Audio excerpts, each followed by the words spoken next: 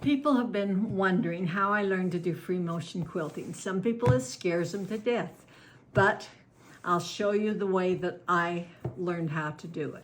First of all, I looked on the internet. There's a million patterns, just a million free motion patterns. And so I made little quilt sandwiches. And then I practiced, you can see on the wrong side, the stitching. I practiced doing these different patterns. And it looks like you made lines. Yeah, I made lines to keep it, some of them that you need to keep straight. I would draw lines. And you could use, if it's dark fabric, could you use this white washout? Yeah. And then I would Or use, this is a darker washout? or if it didn't matter, I just left the pencil marks. Because on it's this just one. a test. Yeah, it's just a test. It's just So you're a just learning experience. Learning on these tiny little So I'm sandwich just quilts. learning. And you put a pattern. little bit of padding in here. Yeah, there's one layer of cotton batting. If you use a friction pin, you just run the hairdryer across them. So that was where I started. Then I got a little more fancy, trying out different kinds of things, but I just kept trying out different things. So I decided I needed something to follow. I went to the fabric store and I looked for a fabric that had a distinctive print. I would take those patterns and I make these little And there's blocks with. no batting Not on yet. these yet. It's just, Not yet. This is just the fabric. okay. So then I've got a distinctive pattern, Of shells. and I bought a fat quarter, and here's my distinctive pattern, and I decided which section I want to use. Move it out. Okay, so this is the cutout part. This is the cutout And you part. left it, and then you just taped this here. I taped the rest of it because then I put it on my light box. Oh, on a light box. Yeah. A lighted tracing board. Yeah, And it's called called- by Caterpillar Glow. So we take this and lay it on top of there. Wow. We'll turn up the light, whoop, and you can see what's underneath. Okay, now the lights are off, so you can You'll see, see it it on better. the dark fabric better. This is probably not the best pattern to use for my demonstration, but it'll do. So you do that on the whole. Yeah, and I Quilt. just move this background around, and I just do a few of the little designs, and then I pick this up and move it to the other side, and I can put a few of the designs extending out. So after I've traced it on, it will When you look used like a little blue pen on this. This is a washable blue pen. this is a washable blue pen, a wash away pen. I don't use the air erasable pens because they disappear. And so once I've got my pattern on here, then I will put the batting and the backing. Then you'll pin on the batting. Okay. Yeah, and then I pin the whole thing together. And this is all the drawn So stuff. these are the drawings that I'm going to follow. Then I'm ready to So you stitch. started sewing in here. I start in the center and work Okay, my way start out. in the middle and then work your way Work out. out. And these have Yeah. not been done out here These yet. I've not done yet because I changed to brown thread.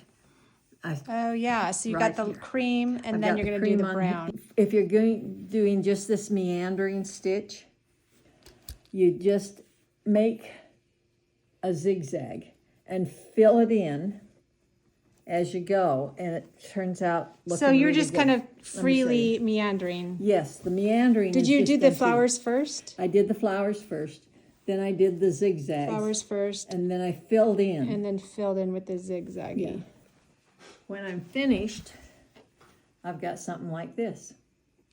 Oh, it's really good because you've got the black for the Yeah, I did. main design, For the main design on this particular and then one. you changed it to white for all the little squiggly fill-ins.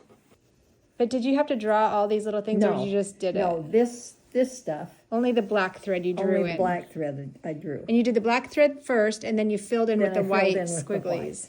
And then after you make a bunch of these, if you want to make a big quilt, then you sew. Then I sew them together. I don't put the binding on them. Okay. All right. She uses a Bernina, and she said this is a pretty old one. This is called the free motion foot. Free You want motion. to take a picture of that. We'll get set up here. First thing you do, this is a darning foot or a free motion foot. When I put the presser foot down, see there's space for it to glide. Yeah. It doesn't fit right down. But I also push this little button and the feed dogs go down. So there's nothing but me moving the fabric through. These gloves with the little rubber dots on them, because that gives me tension for moving it through. Okay, I'll start right here. Okay, so you've got the brown thread in there I've now got the because it's brown on the thread cream fabric. On the cream. Okay, what I do is I go down and pick up my bobbin thread. Otherwise, you get thread throw up on the back. It's through the fabric and the You're holding that piece. and they're on the top. The two threads are on the top. Okay. Now, because I've got tension, because of these little bubbles on this glove, I can just move it along. And I do not have what's called stitch regulator. I am the regulator. I just go slow. You want to go slow so that the stitches are small. Slow and easy. And it doesn't matter if I go outside the lines. No, it doesn't matter because those lines will The lines are going to go away anyway. But you just get so you go at an even pace. And when you're going sideways, you have to go, you have to watch your stitch length because it goes bigger when you're going sideways. And you'll notice that I'm not turning the fabric. The fabric is just being the same direction all the time. We go around and do these little zigzags around the flower. Just moving at a slow pace. A slow pace. To keep We're not in a hurry. Don't get nervous. Just take your time. I'm gonna take a couple of straight up and down stitches here. So this is what you're going to do over all of your drawings. Okay, And then after you can do the fill-in, just free motion fill-in. when you have come to a place that you want to stop, you want to pull your bottom thread to the top. Oh, you got to cut it first. Cut underneath. Cut the underneath thread. And pull it up to the top, like so. So both pieces are on the top. So I've got both pieces on top, and I'm going to tie a knot. And I'm going to pick that up, pull it through, and make a knot down here close by the... So I've got maybe a scant 1/4 of an inch. Take the two, put them through this big needle, and then you get hold of it so I can go inside and... Oh, inside the quilt? Inside the quilt. Between in the middle? Yeah, in the middle, between the layers.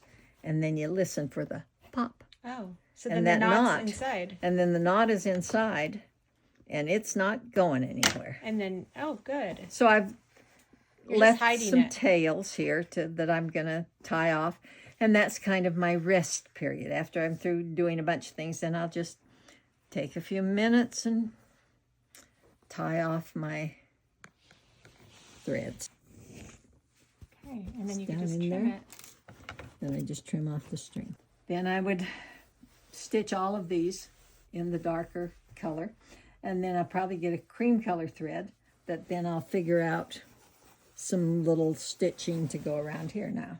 I hate to tell you, but the only way to get good at free motion stitching is practice, practice, practice.